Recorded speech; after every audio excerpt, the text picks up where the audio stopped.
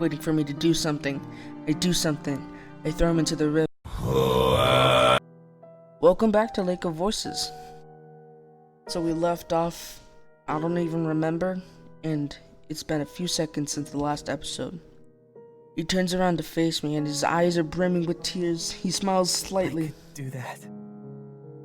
I find the will to smile lightly at him. It's too bright.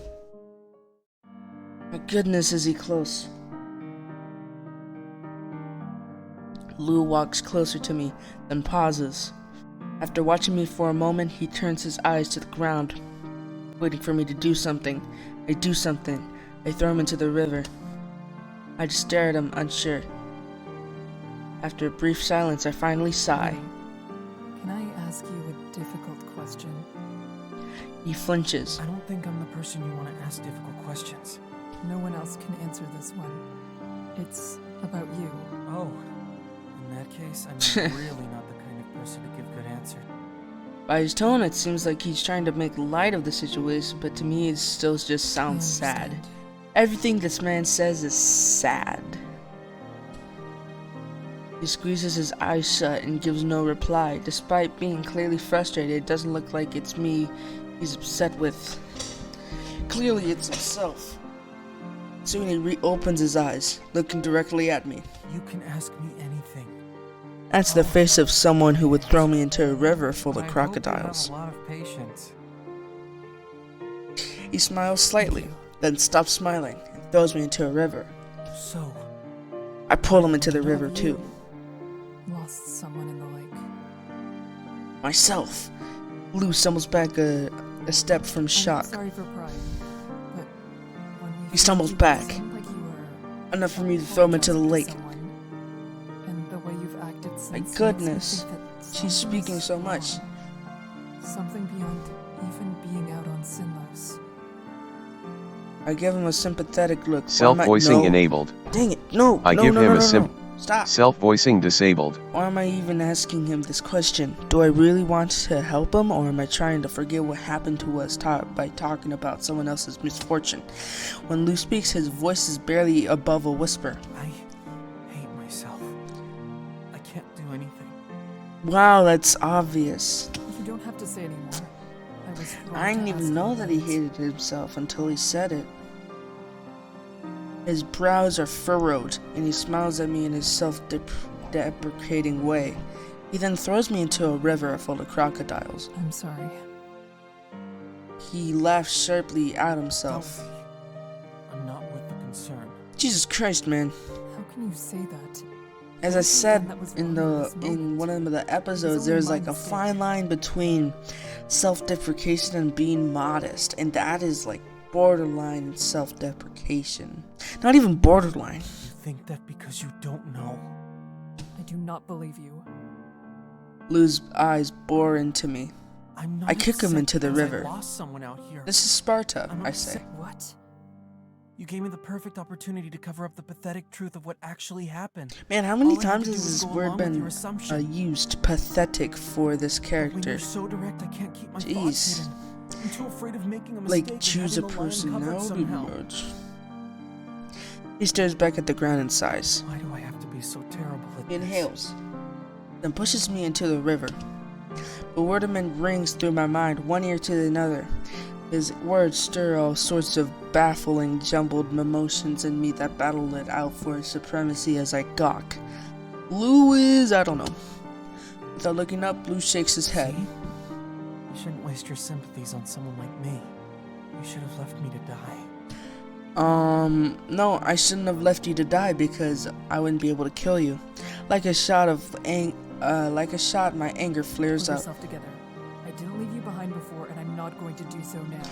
Yeah, The best man. thing you can do to help If is you put those weren't kinds of alive thoughts in the right back now, of who your would mind. I push into a river? I couldn't push Bemele into her because he'd make a fuss. You're the only one that'd be like, I accept it.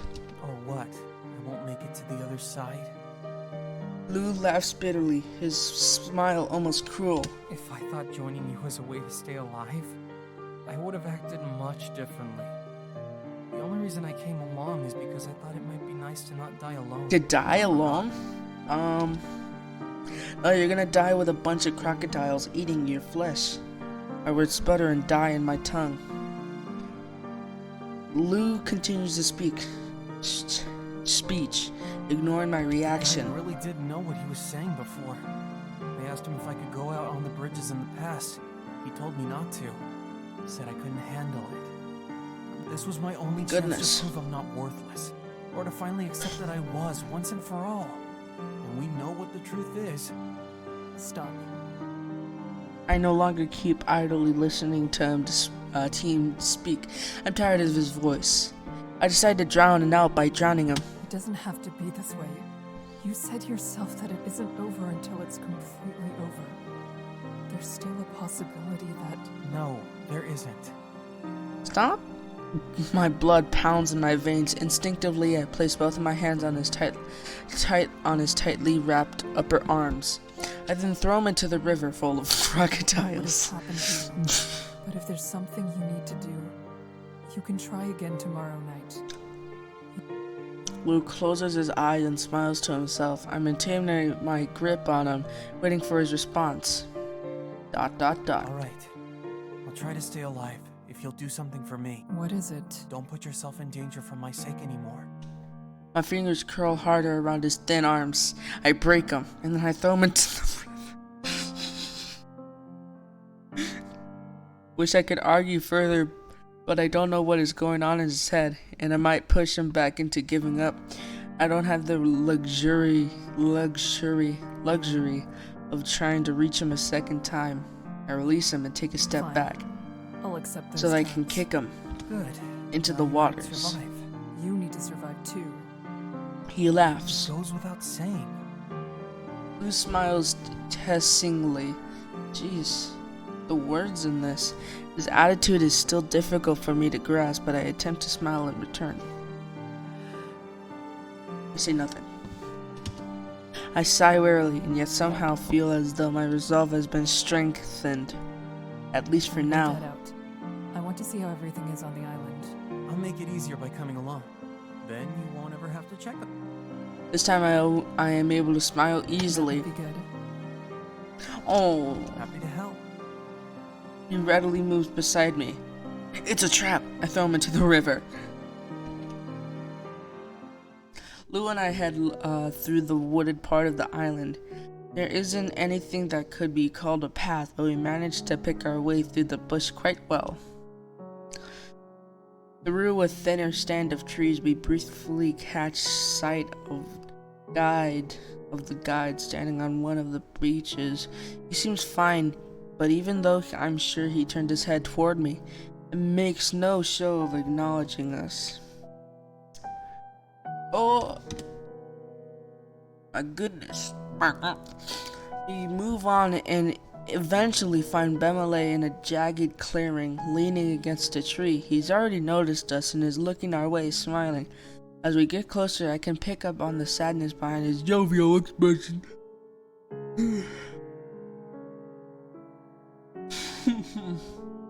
Dion. How are you faring? Any problems? Everything is fine. We came Dude, to where the check on heck you. is the guide? How Is he kind. just gone again? I've calmed down since then. I'm I glad hope to so, hear little that. puppy. Is there any... Puppy boy. He raised an eyebrow at that, his grin becoming markedly I playful. didn't expect to see you so worried about me, Kika. I have to force myself not to avert my eyes at that comment, embarrassing flowing into me. Unexpectedly, Lou speaks up in a soft but penetrating voice. I think she always cared. You just didn't notice. Ooh! I push both of them into the lake. Just for a moment, Bemele's mouth levels into a thin line, but in a blink he's smirking That again. could be. It makes sense. He turns his head into a beaming face toward me, and I hesitantly return a smile, albeit a much smaller one than his. Out of the corner of my eye, I notice Lou is timidly smiling my way too.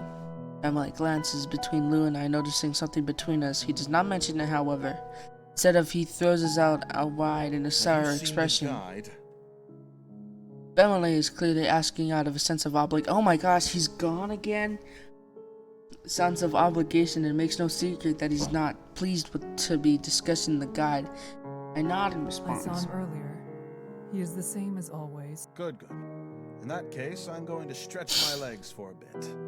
I feel stiff from standing in one place for so long. I'm not gonna feel stiff when I push you into the river. Have a taco. Lou and I both bid him a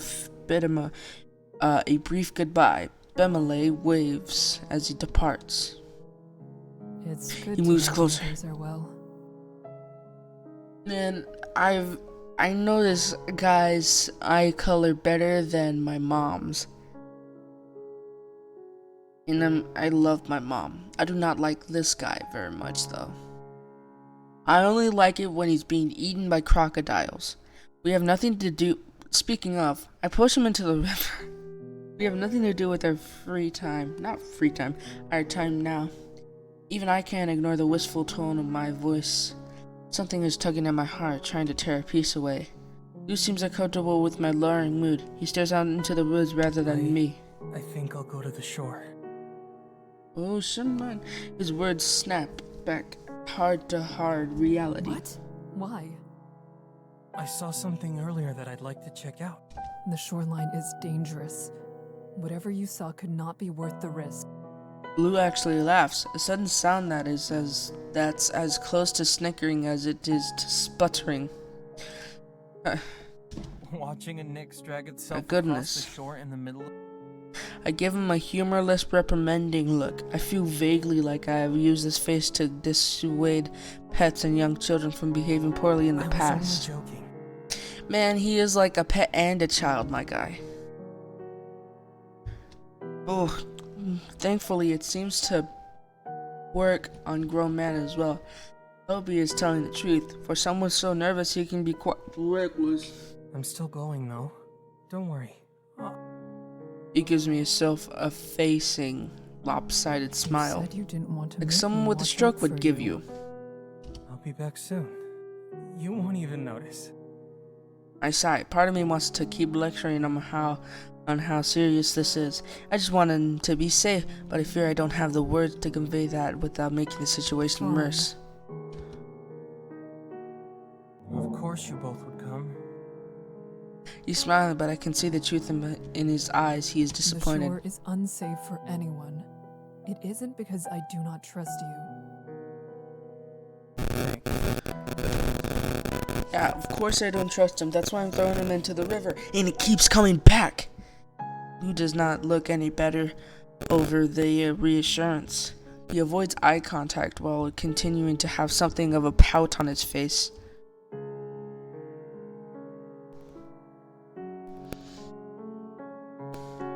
What? Was I supposed to read that? Sorry.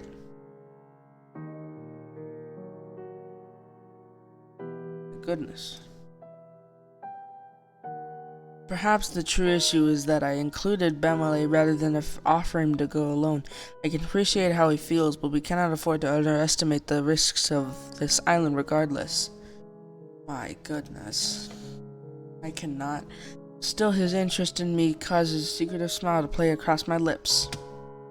He returns my expected smile wholeheartedly, if not a little self-consciously. Let's find him then. That's fine. Sorry, that's him. Smile fades. That confirms my suspicion. We head into the brush where we saw Bemele go and find him shortly Hello later. again. I wave amicably while Lou stands to my side a few steps farther than he should. Be included in the conversation. He stares at nothing in particular and keeps readjusting his Are you position. searching for me? Or am I in... My We goodness. were looking for you, but it doesn't matter anymore. I changed my mind. About what? Nothing. Emily is confounded by the exchange, rubbing his callous fingers against his side of his face, but he is gracious enough to let it go. Anyways, I give Lou a taco, then I push him into the river.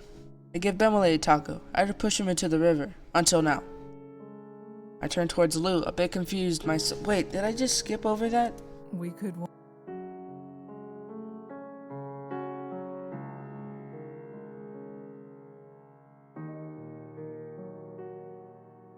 Okay. That was my bad. We could walk around the island together. I know that there's not much point, but it would be a way to spend time and clear our minds. Lou looks pleasantly surprised by my suggestion. He looks at me weirdly. I do not like his look. I slap him in the face with a burrito. Oh, I can agree to that. It's one of the frozen ones, like the chimichangas that you get at like Costco or something. So it hurts him. Then I throw him into the river.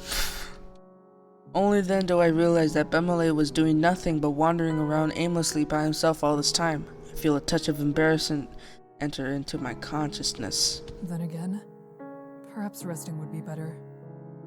Perhaps resting would be better? Really? I'm of the mind that a relaxing walk would be good for a change. He winks in my direction, likely having guessed the reason for my I hesitation. still want to go. The corners of my my lips twitch up. Alright then. We can do that. Emily and Lou both smile back at me. We make our way to the edge of the forest where the trees are thinner. Lou strides with a light-hearted ease that is entirely new to me. Perhaps he is pleased to be out of the forest. I am not the only one who notices the change. I need to apologize for what I said about you before, Lou. It seems you are quite the capable young man. Guys, I just spilled coffee all over my shirt. I didn't know there was still coffee in my mug. I was hoping there would be, and now I'm mad because there was. I just spilled coffee all over my shirt, my fancy shirt that is covered in lint. You know, I think I'm gonna end the episode here. Check out my Twitter, my Instagram, subscribe if you want more stuff like this, like if you like it, comment to say how bad I am at this kind of stuff, and you know what? See you later, alligators. And next time I'll say been a wild crocodile, but I'll have to probably put it in my notes because I'm probably not gonna remember it. Yeah, so comment. Yeah, I want to see comments on how bad my bit of throwing Lou and Bemele into the river of crocodiles is. Because even if you tell